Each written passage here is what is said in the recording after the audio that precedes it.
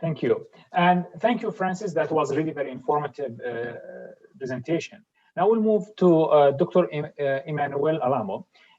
He's an associate scientist, food sciences and technology with the International Institute of Tropical Agriculture, or IITA, in Nigeria, and with IITA in Busie and Dixon. Emmanuel has over 16 years of research experience and strong analytical skills in food science and nutrition, experience in carrying out nutrition-sensitive agriculture research. His research lines primarily examined the physical and bioactive characteristics of biofortified and non-biofortified crops such as soybean, maize, cowpea, cassava, yam. Retention studies on the bioactive compounds in unprocessed and processed biofortified crops and food. He has many publications in local and foreign journals. Dr. Alamu will speak to or talk about the effect of textured soy protein or TSP inclusion in the sensory characteristics and acceptability of local dishes in Nigeria. Emmanuel, over to you. Greetings to everyone listening to me. And my presentation titled Effect of Textured Soy Protein Inclusion on the Sensory Characteristics and Acceptability of Local Dishes in Nigeria. I'm presenting on behalf of my team. My name is Emmanuel Alamu from IITA. The outline of presentation is just for us to answer some questions about the nutrition benefit of soybean. What are the various uses of soybean? What is TSP, textured soy protein? Then we go to actual question, that is, what is the effect of textured protein inclusion in sources, sensory and acceptability implications. Then we go to conclusions. It has been established that soybean are often not being cooked and eaten. Why? Because of the long time to cook and because of the intestinal gas due to the soluble sugars that come from raw soybean.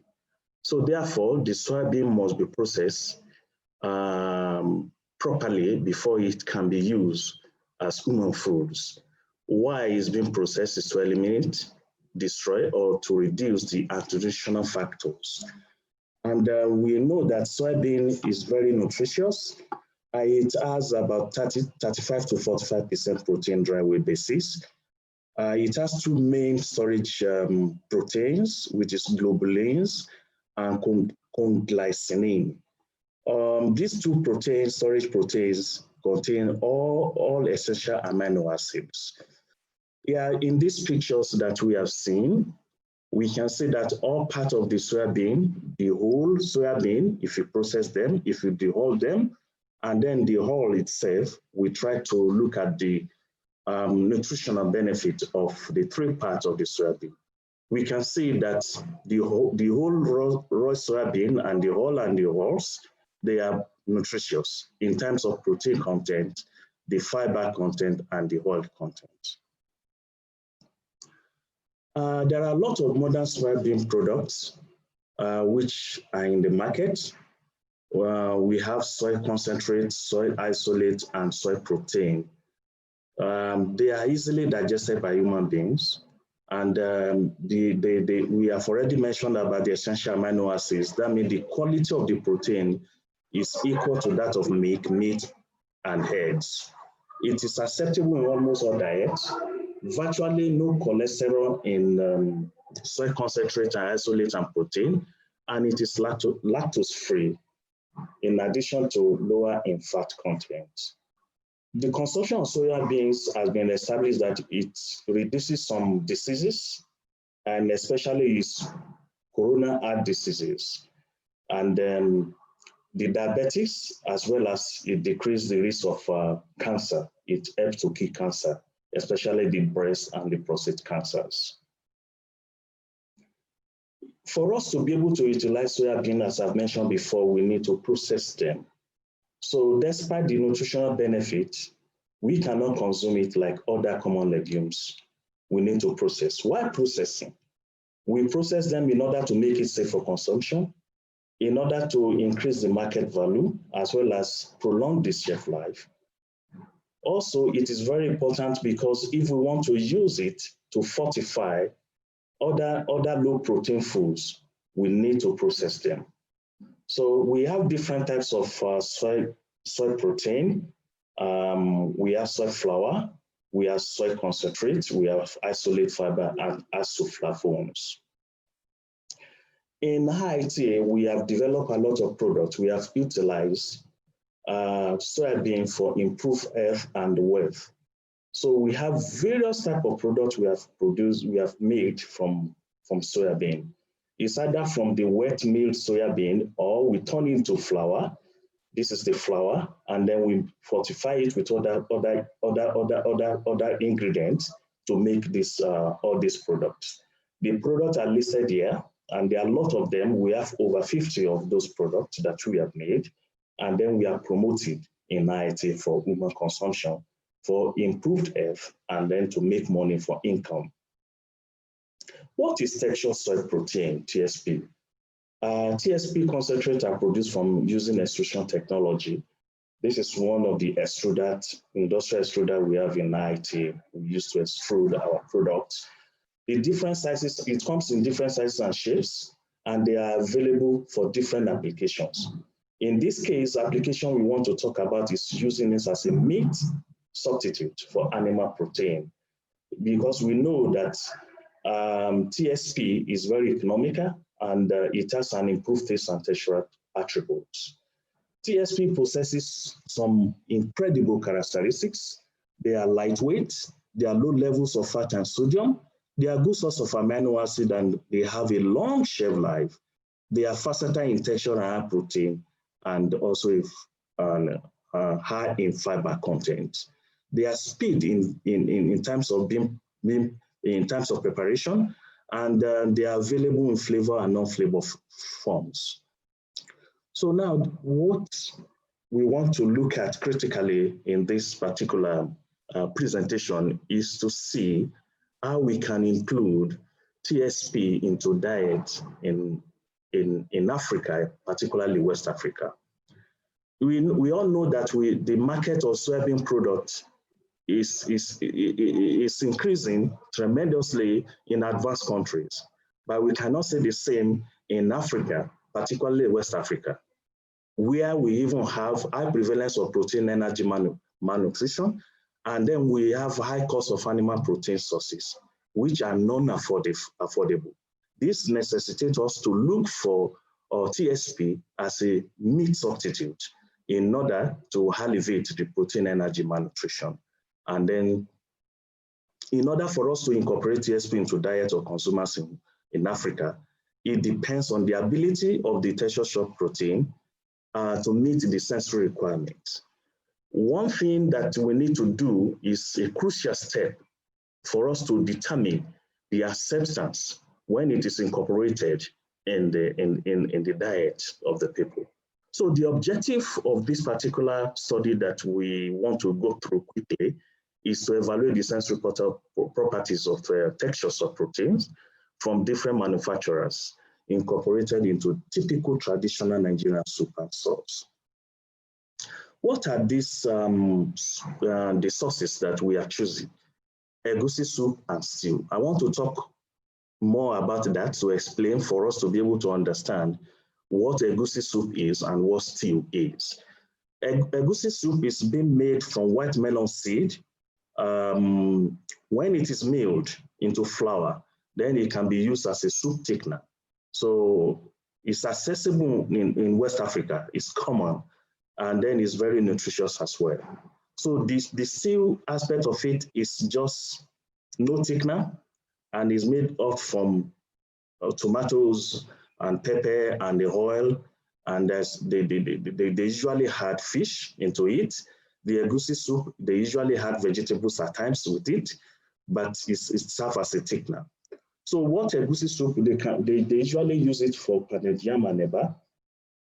So I've mentioned that egusi they can have meat or fish, and then the stew, they usually consume it with stew. And then the stew also contains meat and fish. So this make pounded yam, make the egusi soup and the rice to qualify for our vehicle to promote tertiary soy protein, because people consume it with meat or fish, and also the seal, they consume it with meat or fish. Therefore, we need to replace the meat or fish in both egusi soup as well as the rice stew with TSP. We received 30 samples of TSP from University of Illinois, USA, under Soybean Innovation Laboratory projects. They are of different colors, shapes, and sizes. And we group them into 3 groups based on the manufacturers. We have 6 from Harvest Innovation TSP crumbles and chunks. We have 6 samples from Wenger TSP, either concentrate or flour. But they are not really 6, they are 3 which is being duplicated. So therefore we have 3 Wenger TSP for concentrate and flour. Then we have 18 samples from ADM texture vegetable protein. So we group them based on the sizes. We have the one that are crumbles, we have the one that are chunks. So we use those that are chunks, those that are crumbles, we use it for soup. Then we use those that are chunks, we use it for sauce, stew sauce. So as I've mentioned, we have 9 TSP coded ASP to ISP. SP is being used for egusi soup when ST is used for stew. So we have 9 samples coded ASP to ISP. They are from 3 manufacturers. But for stew sauce, we have 18 TSP coded AST to RST. And we have 13 ADM texture vegetable protein, and then we have 5 Harvest Innovation isolate texture chunks. Therefore, there's no Wenger for stew.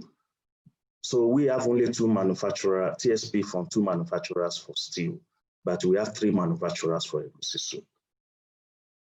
The recipe, they are standard recipes, and these are presented as we have seen on the screen. The main difference between the stew sauce and then the egusi soup recipe is only the egusi soup. The egusi soup makes the difference between the 2. So, and the type of TSP that we use to replace the meat or fish in each of the sauces. So after preparing the samples from all TSPs, 9 samples from egusi soup, we have 18 samples for stew sauces. So we have 25 trained panelists. We trained more than that, but we selected 25 that passed the test. So we have 15 females, 10 males. Then the sensory properties that of the source of the samples, we investigated her color, aroma, taste, consistency, and the overall acceptabilities. The sensory evaluation involved the 5 senses.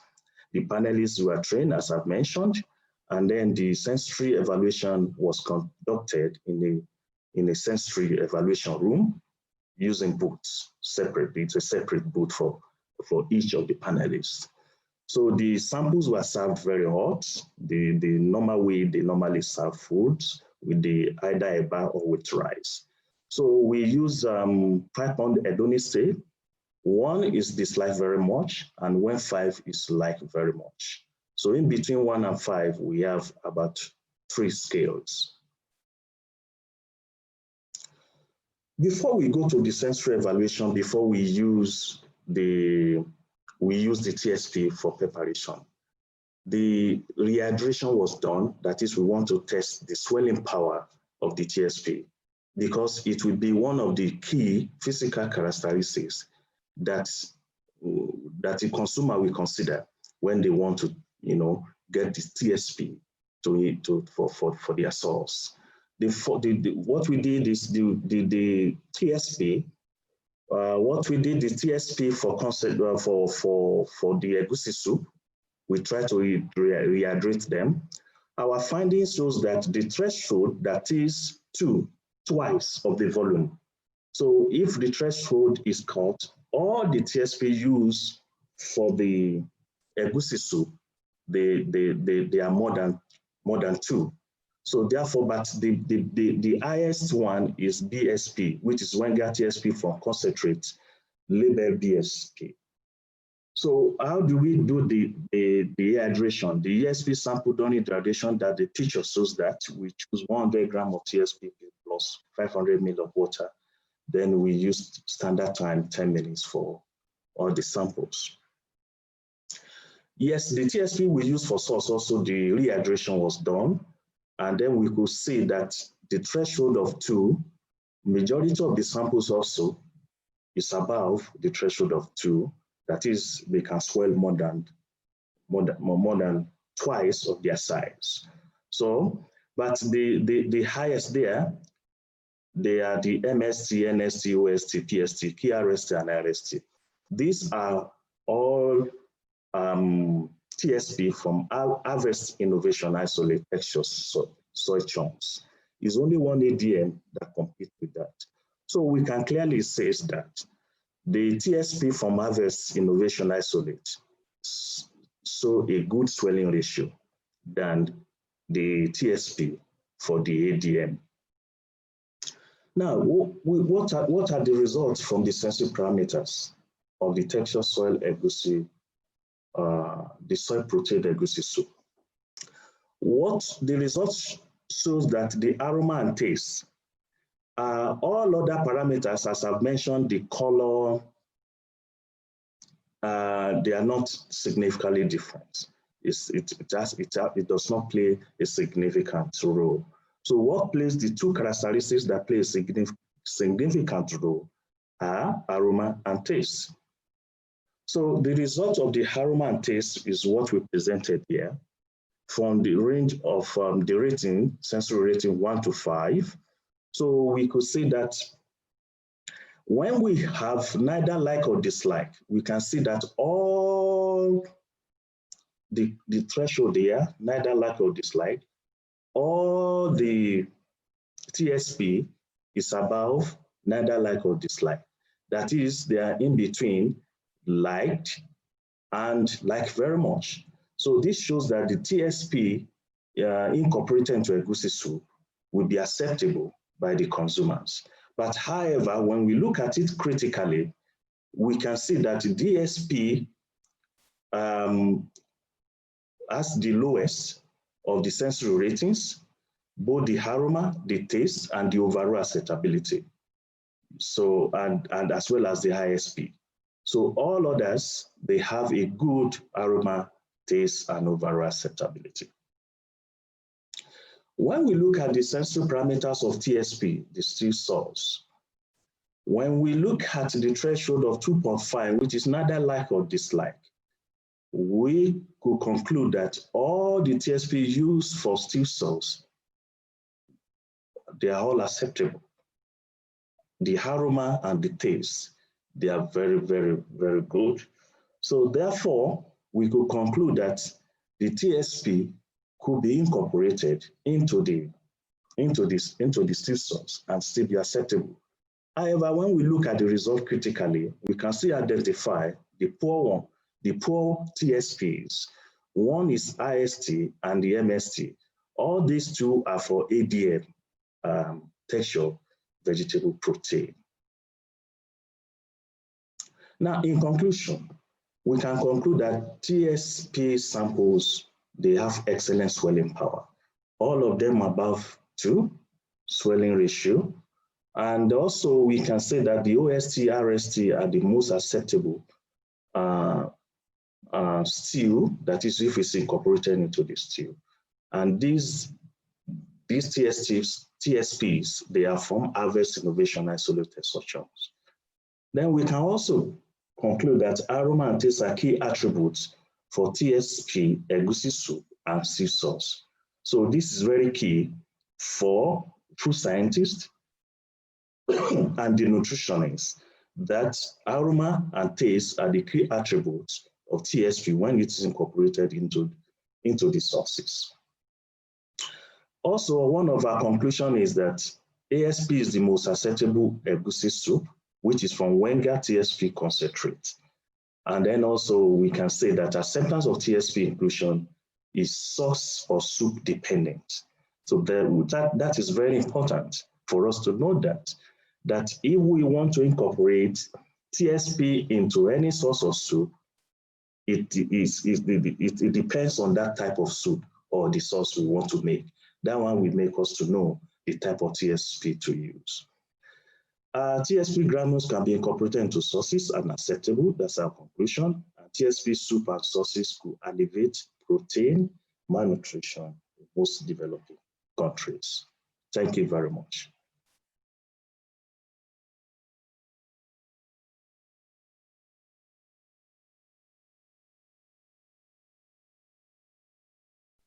Thank you so much, Dr. Alamu, for this very informative presentation about TSP and soy processing and incorporation or inclusion in local diets. Question for you: what is the digestibility of TSP? Did you assess it? Thank you very much, the moderator. That is the work we are doing currently. We've not assessed it to test the either in vitro or in vivo digestibility. It's not yet done. But from the TSP, the work that's been done on TSP, we know that it has a very good digestibility. But we can test when it is incorporated into local dishes, it needs to be tested. So we will work on that. So since we have identified those TSP that can be incorporated into specific dishes, then we can go on to further work on it, either in vitro or in vivo digestibility. Thank you. Thank you so much. When thinking about the sensory trait that you tested for TSP or you looked at them, what are the key sensory traits that affect the acceptability of TSP inclusion in local diets? Yeah, thank you very much for that good question. The key trait, sensory attributes of TSP that we identify, they are aroma and taste. The color is not significant, and the consistency. What we mean by consistency is when the TSP is incorporated into local dishes. Does it flow the way it's supposed to be when fish and the meat is being incorporated? So the two attributes that we found that are key are the aroma and taste. Thank you. Did you compare, when looking at the cost saving between TSP and other protein products like meat, would consumer, you think, will be able or would consider switching or substituting the missing part of the meat into by TSP? Yeah, thank you very much. The cost analysis, we've not done that, but we believe that the cost of TSP will be cheaper.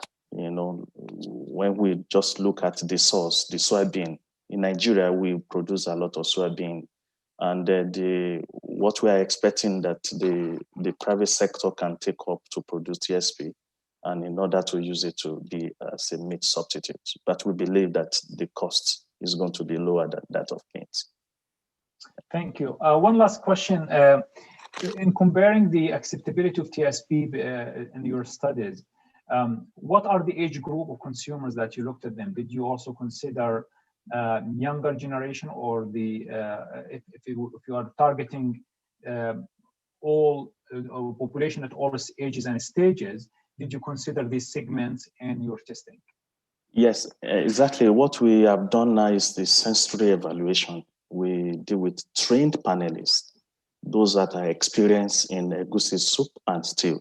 So after that, we want to move to consumer acceptability, where we can go out, then we can now have a segmentation of the consumers to test. That's the further test after the sensory evaluation to know whether the inclusion of TSP into local dishes will be acceptable or not.